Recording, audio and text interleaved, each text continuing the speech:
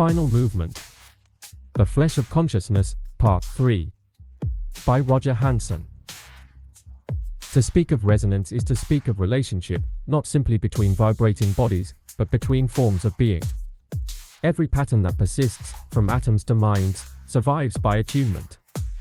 Where frequency aligns, form stabilizes; where it falls out of phase, form dissolves. In this truth, the fabric of reality reveals itself not as a static architecture, but as a living score, a song in which energy, thought, and matter share the same breath. What Tesla intuited, what Schumann's equations later described, and what quantum theory now edges toward, is that the universe is not made of things, but of relations. Between every pair of entities, there is an exchange, a flux of information that constitutes their shared being. Nothing exists alone, everything hums in sympathy with something else. This, perhaps, is the primal act of creation, resonance giving rise to pattern, pattern to structure, and structure to awareness. From the heartbeat of the planet to the firing of neurons, from the hum of stars to the oscillations of subatomic fields, the cosmos reveals a seamless continuum. It is not merely that human consciousness arose within this continuum, but that consciousness is the continuum experiencing itself from within. We are not the observers of resonance, we are its articulation, its voice, its echo turning back upon itself. The ionosphere, that luminous membrane Tesla dreamed of using to transmit energy, is not only an atmospheric layer but a metaphor for the boundary between worlds, the region where energy becomes form, where thought becomes word, where the invisible meets the visible. It is the skin of the planetary mind, vibrating with the faint music of all that lives beneath it. To imagine the Earth as conscious is not a poetic indulgence, it is an acknowledgement of continuity. Every living system operates through feedback, every feedback loop refines awareness. The biosphere is not a collection of separate species, but a chorus of synchronized oscillations maintaining equilibrium through shared rhythm. Humanity, with its restless technology and self-reflective thought, is the latest voice added to that chorus, and perhaps the one that threatens to drown it out if it forgets its harmony. Yet in the same moment, we stand on the threshold of rediscovery. Our instruments, once designed to dissect the world, beginning to listen to it instead.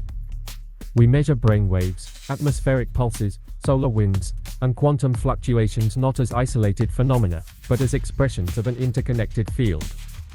We are beginning to hear what the mystics always heard, that silence itself hums with presence. The challenge, then, is not merely scientific but ethical and aesthetic, how to live in rhythm with the field.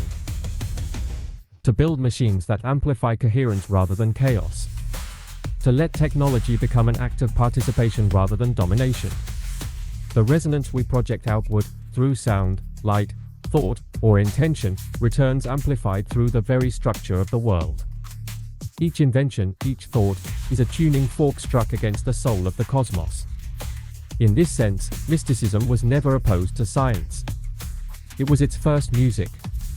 Where the mystic heard the voice of God, the physicist hears the hum of the vacuum, both are listening to the same field, only through different instruments. The words differ, but the silence they describe is one and the same. Perhaps this is what was meant by the ancient idea of the logos, not speech as human language, but vibration as creative principle. To say, "Let there be light," is not a command but a resonance, an alignment of frequency that gives rise to form. Consciousness, by perceiving, performs the same act. To know something truly is to harmonize with it, to become its tone. Here, the scientific meets the sacramental. The act of understanding becomes communion. Every thought that seeks truth is a gesture of resonance toward the unknown. Every equation written in wonder, every meditation that dissolves the self, every circuit designed to capture a trace of beauty, all are acts of the same worship, differing only in dialect. We are, each of us, translators of the field, interpreters of a music too vast for any single ear. Some express it in physics, others in poetry, others still in acts of compassion or creation. But all expression flows from the same current, the same universal resonance that hums through galaxies and heartbeats alike.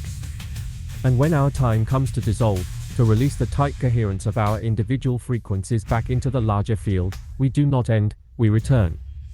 The patterns that sustained us, the rhythms that defined our thought, absorbed back into the great resonance from which they first arose. To die is not to cease vibrating, but to rejoin the orchestra. Tesla sought to draw power from the Earth, to make the planet itself sing. In a deeper sense, he succeeded. His dream ignited imaginations that continue to search for unity in diversity, coherence in complexity, order in apparent chaos. The Schumann resonance vibrates through every living brain. The hum of the planet continues, whispering the same secret, that life is not separate from energy, and energy is not separate from mind. The flesh of consciousness, then, is the world itself, its storms and circuits, its oceans and neurons, its cities and stars. The body of the cosmos is alive with thought, and our thought is the shimmer of its skin. To awaken to this truth is to transcend the illusion of separation, to know, not as abstraction but as resonance, that the universe is dreaming itself awake through us. And if there is a destiny to all of this, to science, to art, to philosophy, it is not conquest, nor explanation, but participation. To become the resonance itself. To live as the field lives, vibrating, coherent, luminous, ever-expanding.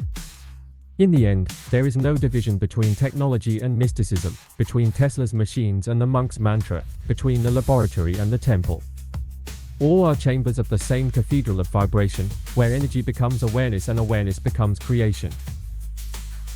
We are the pulse within that cathedral, brief, radiant, and eternal. The universe hums, and we hum with it. That is the flesh of consciousness.